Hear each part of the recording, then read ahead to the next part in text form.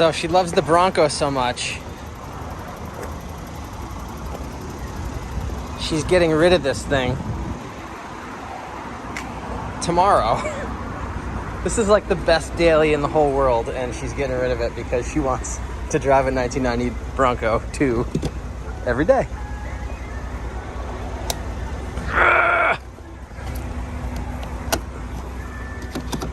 Mary's taking a picture. I'm saying goodbye. It's gone. She never really had a name. Oh no, Peanut Butter and Fluff. All right, well, now you get to drive a 1990 Bronco II every day. All right, so I just got to Quantum Raceworks, and I'm dropping Greg Brown's red Mustang off to Steve so he can tune it and make it a nice running, driving car.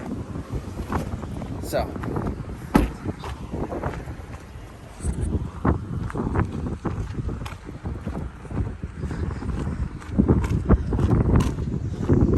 I probably can't do this with one hand.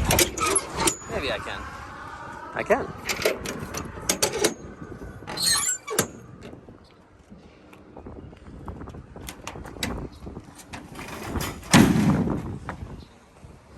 All right.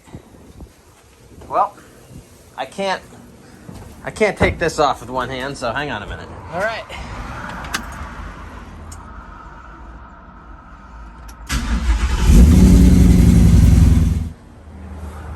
Steve is the go-to guy for Subarus. Well, he just seems to do a lot of Subarus. I'm just leaving Steve's. You have no idea how big of a deal it is that this thing is finally getting tuned, and I'm just really, really excited because it's finally like, okay, it gets tuned and then it's like done. So pretty stoked. If you can't tell, I can't even talk. I'll let you know, it's not like, it's just a stock Coyote motor, so it's not like it's gonna make 800 horsepower or something like that, but it should make some decent power and be really great and nice and drivable. That's the point. This is a 1966 Ford Fairlane 500 owned by a girl named Amber. It has a 351 Windsor in it with a 4-speed manual trans, all new interior, new fuel system, new cooling system, new wheels and tires. Looking forward to finally being able to take it for a test drive because the other wheels and tires were super dry rotted. But I'm gonna wait till it's not raining.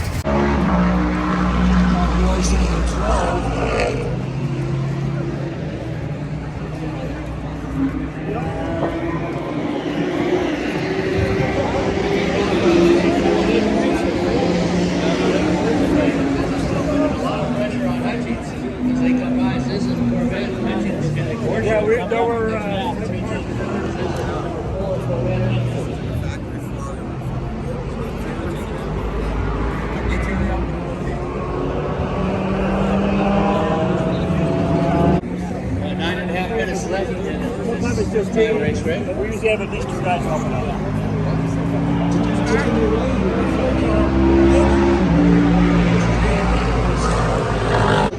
He is heading towards Twin Lane, so let's just go in.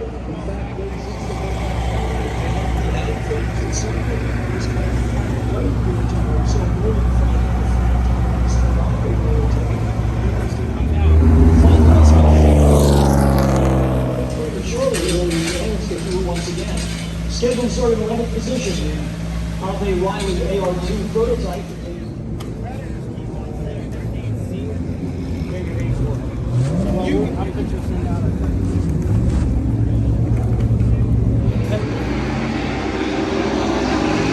These are the wheels that Mara ordered.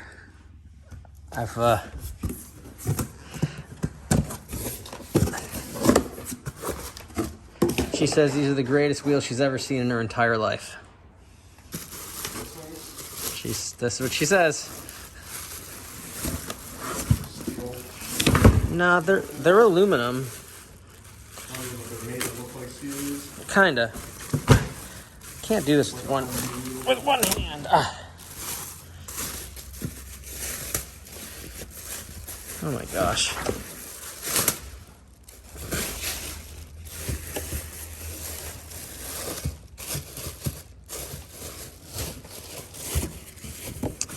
I really, really like how Mara's wheels and tires look together. These wheels Mara chose because she said that they kind of resemble a factory wheel, and they kind of look like a bit of like a military, like artillery looking wheel. They're 15.7s with a 30 by 9.5. I wanted there to be, so I don't want to do like a 15.8 because I wanted the tire to have a little bit of bulge. But I also didn't want to do a huge tire. We're not like lifting the truck or anything like that. So this tire under the factory suspension, well, actually we did like a leveling kit. So we raised the front of it, like I don't know, 2 inches or something. But either way, these are Nexen mud terrains, and it should do great for driving to Home Depot. I think that's why she's got the Bronco II. That into yard sales and to going to pick up things off Facebook Marketplace. But either way, I do really think they look awesome together. I'm really excited to get the truck back. It's getting aligned right now, and we get to stick these things on there, and hopefully they're gonna look as cool on the truck as they do right here. It says John Smith's 32.5 window. Nelson Dupree built it. How long ago did Nelson build this car? Built it in 2003. 2003. Yeah, and it's pretty much unchanged, other than the paint, it's pretty much unchanged from the way he built it for me. Yeah.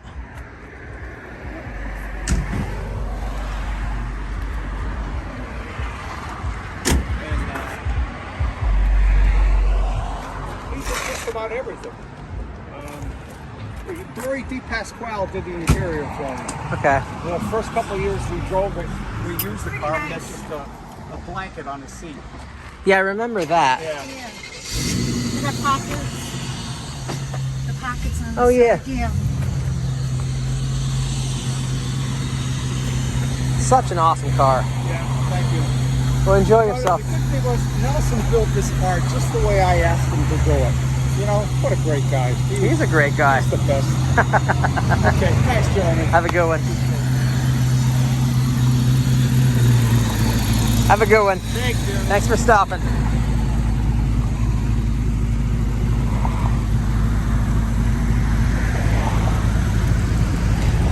Have a great day, guys.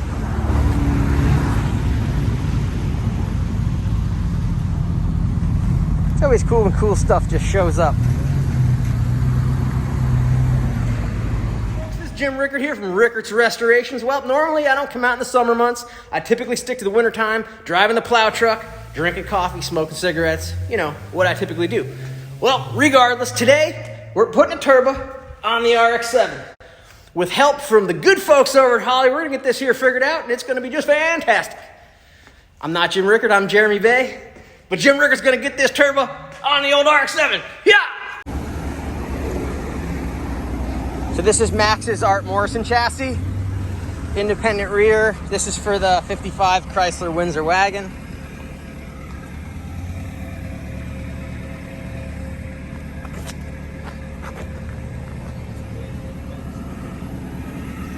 It comes pretty well crated up. But all in all, it looks awesome.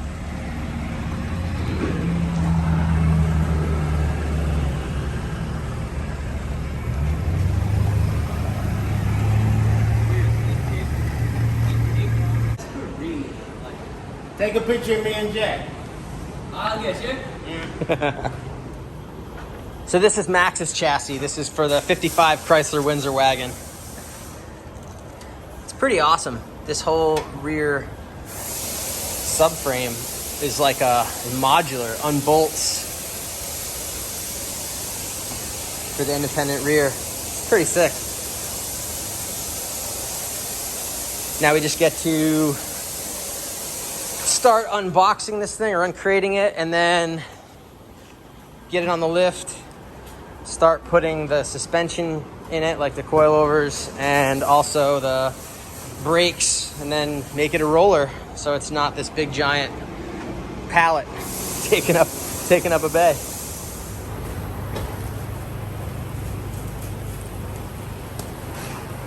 What knuckles are they? I don't know, I should model them. Yeah. It's Meg on school bus.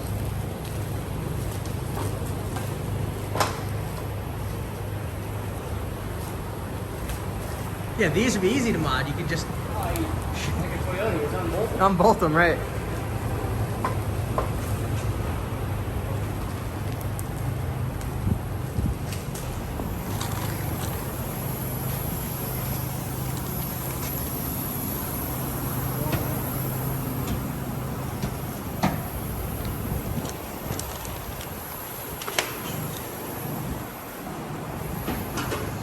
So this, we're backdating it and putting like, they originally, some of the earlier ones came with like square headlights. So we're actually doing the earlier grill and then round headlights. And the fenders are a little different because these are like a little newer. So the marker light is in the fender. But the new fenders that we have, there's no marker light in them. So the fender comes all the way up. So we got new fenders for it. And then a little bit, the newer fenders, but the, backdated fender, older, like 87 fenders, 87 grill. And then we just have to do different headlights. And yeah, so that's what's going on with the front end. TJ's doing the quarter on, obviously on the driver's side here. We got new door bushings. And then it's gonna get wheels and tires. And then we're gonna end up doing a swap. We're gonna do an LS in it to make it so American drive it every day. So, and with it, when we do the LS swap, it'll get like full air conditioning and like all kind of a little bit more, updated amenities. Timmy, talk about your Willwood party here. On a picnic Picnic? with some 13-inch rotors.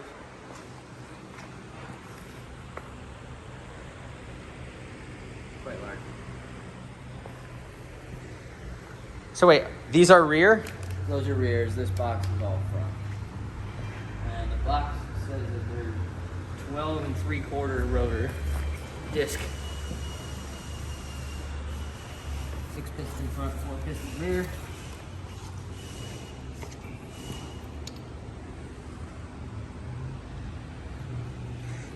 These are so awesome. The machine was so nice on that. The back flame's like super nice. It's Willwood though. Yeah, they better not be, they can't be crappy. No. It came with wheel bearings and everything? Yeah, there's a whole box of hardware and all that stuff in its own box. And a caliper.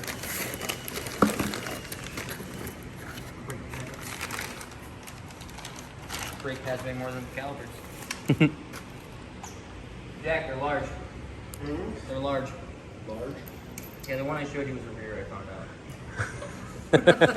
The front one's even bigger? Yeah. Feel how light they are. Like that's, yeah. There's- That's that. That's a 6 piston. And just feel the box brake pads. The brake pads are heavier than that's crazy.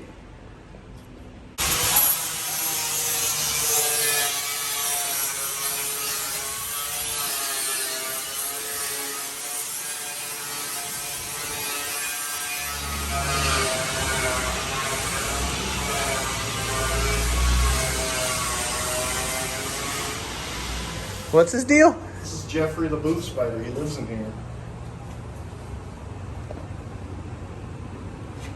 All right. What is that? It's a wolf spider. It's a wolf spider? I think so. Are they poisonous? No. There was one of those. They're just big and scary looking. They eat large bugs. Yeah, that thing's. So he's been in the booth for a while? At least a month. Well, I wonder if when you shoot clear, he gets all slow. Like it stiffens him up. That or the fumes in all night. Taylor asked me today if he could pull his transmission out because he doesn't have a place to do it. We have a car on the lift, so he can't do it on the lift. So he's doing it outside.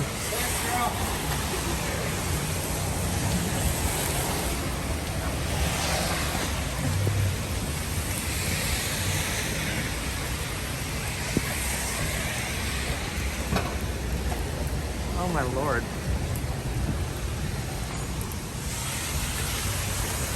How's it coming, Taylor? Oh, it's super good. Yeah, almost done?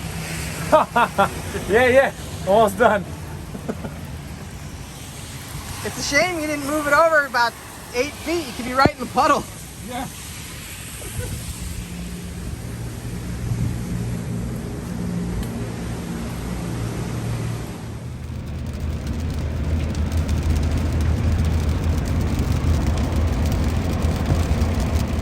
Look at this gem. Mara is super jealous.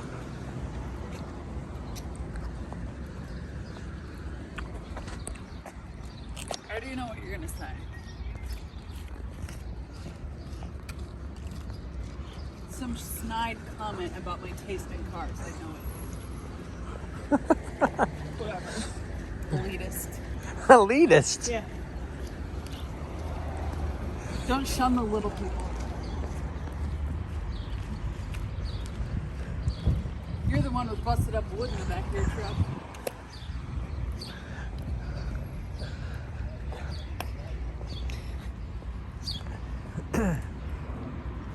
I sold this pallet on Facebook Marketplace. Originally, I had it for $40, and then I upped the price to $50, then $75, then $100.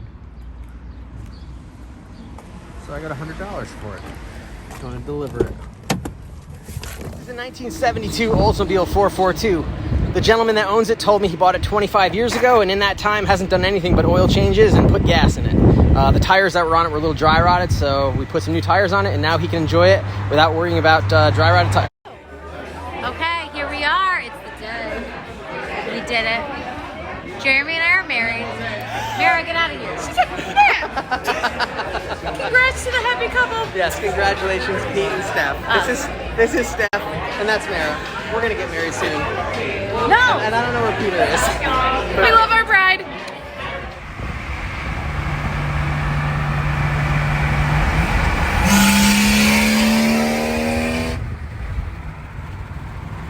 Any of you have been paying attention to Instagram and see Andy's truck in the background, you might say to yourself, that thing's just sitting there. They're not working on it. That's not true. There's actually a lot of stuff that Timmy's been doing on this. Stuff that you don't really notice or you can't see, but there's like all the wiring's pretty much done and buttoned up. We're waiting for some coil harnesses, and then there's some airline fittings that are these little weird 90s that I can't get locally, so we're waiting for them to come in. From there, just all the sheet metal is pretty much ready to go on, and then all of a sudden, boom, there's gonna be a truck, and Andy's gonna be doing burnouts in no time. Max's wheels and tires arrived today. They're billet specialties. It's an aluminum wheel that looks like a steel wheel. It takes a little dog dish hubcap. They're 18/8s in the front and 20/10s in the rear. Obviously, that's the wagon that's going on, and that's the chassis for the wagon. So Max's office is in Manhattan, and he's intending to drive the car quite a bit. So we kind of talked about it and figured run flats are going to be the way to go. Mainly just because if he gets a flat tire, you know, especially in Manhattan, is he going to like want to be jacking this thing up on the side of the road and trying to, you know, tear it all apart so he can get to the spare so he can change it and then, you know, put his flat tire in the back of this thing. This car is going to have really, really nice interior. It just doesn't make sense. It's stupid to put a spare in this car, and for what he's intending to do with it, obviously having a run flat is going to be great. He's not road racing with it. He's not drag racing with it. He's building a driver. So putting run flats on this car just makes all the sense in the world, because if he gets some sort of a puncture, he can just drive it home and deal with it when he gets home, rather than having to, you know, kind of deal with the hustle and bustle of New York City. So anyways, really excited. I just mounted one front, and I got to mount the other front. We actually don't have the rear tires yet. They should be here tomorrow. But when they get here, I'm going to mount them up and then stick them on the chassis, and then we can get to pulling this thing apart and putting that body on that frame. And then we can fit the diesel motor that's going in it, the 3-liter Duramax. So it's going to be really awesome. We're very excited about this car. So So I didn't film mounting a tire because everybody knows what mounting a tire looks like. So I'm filling the tire. And yeah. So this is Robert's Carmen Ghia. Floor pan on it was a little bit crusty. I'll let Jack kind of explain all of the things that needed to be done and are being done and the reasons why. So this is our Carmen Ghia pan. I just got done cutting out all the spot welds to the pan that was on there. It had been worked on a bunch of times before. You know, there's a patch here, there's a couple patches into there. Just not the kind of, it needs to be redone. Too much work over top of other people's work, so it was just better to get a new pan. But before I was gonna cut any of this off, I ended up making a sweep. Now what this basically lets me do is I have this fit to the pan before I cut any of this out. And this will locate itself just how it was before I cut it off. Now, the way these are is the pinch weld sits right against the outside of the pan. So an aftermarket pan, first of all, they don't make an aftermarket pan for low lights. They're an early production. You know, there was a lot of changes through the early years, and subsequently all the aftermarket stuff they make, like this pan, is made for the later Carmen Ghias.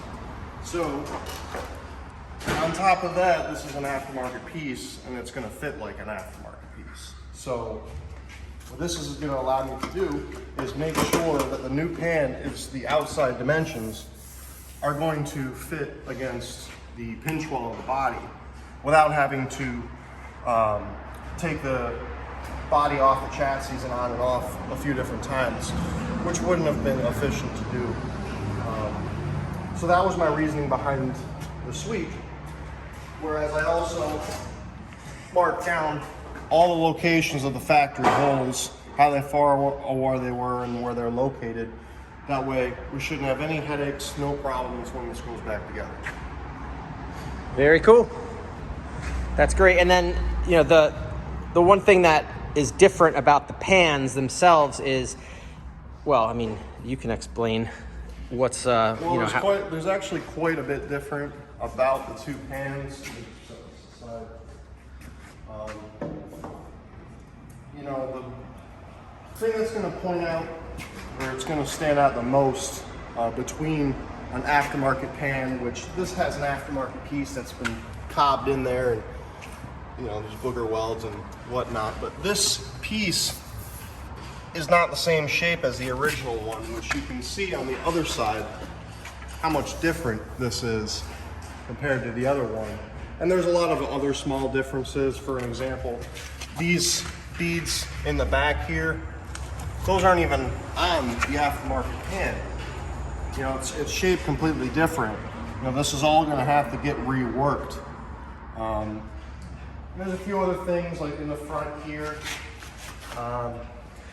These notches are different from what the aftermarket pan has, which will need to be addressed to make it match.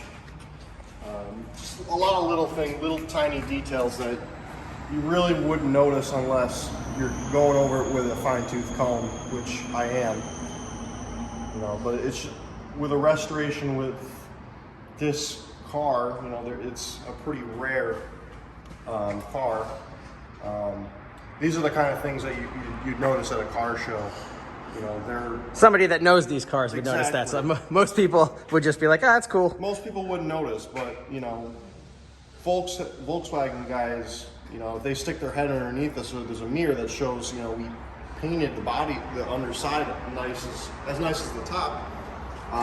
You want to show off that everything fits the way it did from the factory and looks the way it did from the factory. You know, you don't want stuff like that standing out, because those are the things that your enthusiasts are going to look for.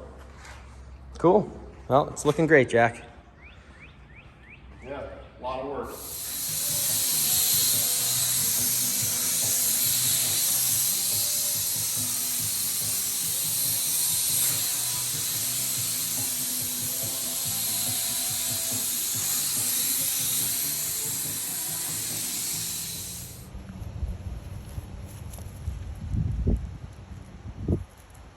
What are you doing? What are you eating grass?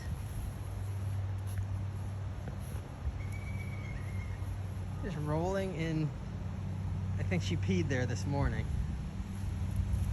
Oh my gosh, she's totally pancaked.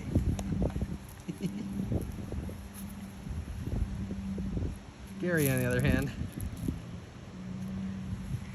he's got a little wet, kind of a yellow wet side.